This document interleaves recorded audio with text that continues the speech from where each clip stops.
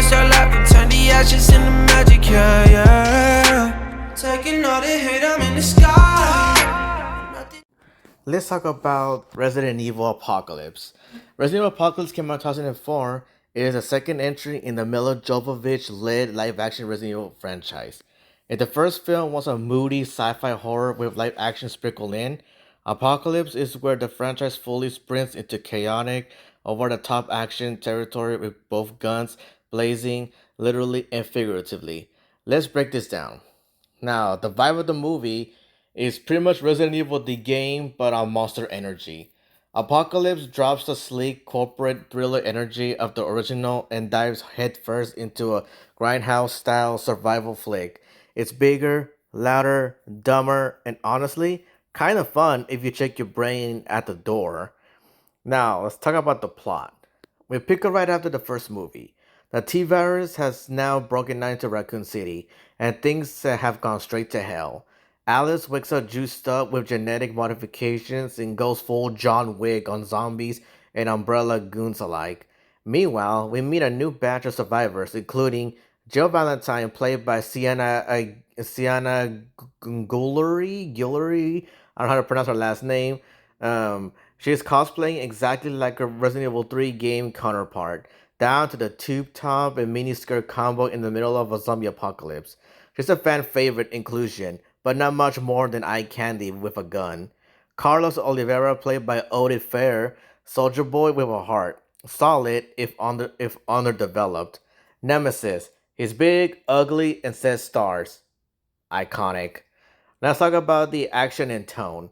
This movie trades the horror suspense for straight up shootouts, slow mo flips, and badass one liners.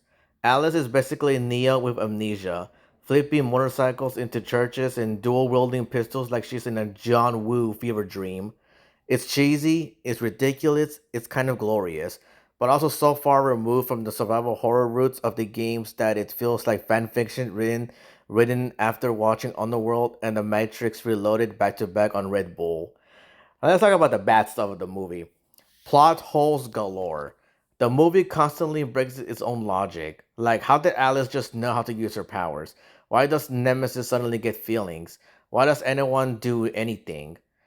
Why does anyone do anything? I mean, that it doesn't. Sorry, I'm tired. Anyway, next up is cringe dialogue. You'll laugh, but probably not for the right reasons. I'm good, but I'm not that good. Weird line from the movie. I can't. Under underused characters.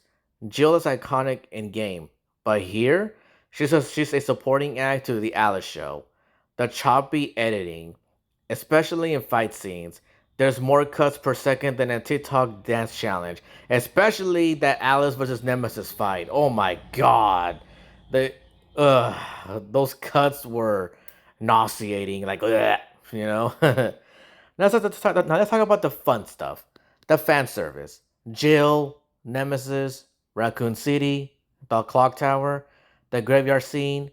It throws Resident Evil game references at the wall like a zombie smashing spaghetti dinner. Milla Jovovich, still the heart of the series. She's not Oscar worthy, but she commits to the absurdity with 110% seriousness, which kind of makes it work.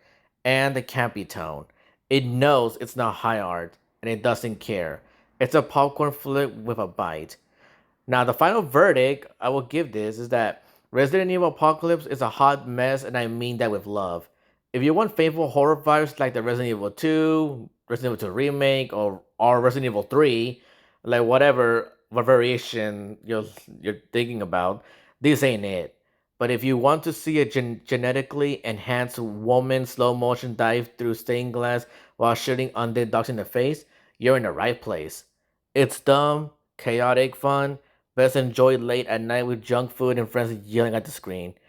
The final ratings? Here's how I'm gonna rate it as in three different ways. As a Resident Evil adaptation, it's a 4 out of 10. As a goofy action horror flick, I'm giving it a 7 out of 10. As a guilty pleasure, however, because honestly, this is my guilty pleasure, I'm giving it a 10 out of 10. Because this movie is just so ridiculous that I love it, you know? So don't at me. You want serious Resident Evil? Play the games. You want chaos with a side of Jill Valentine and Clubwear fighting zombie priests? Apocalypse delivers. You know what I'm focused on.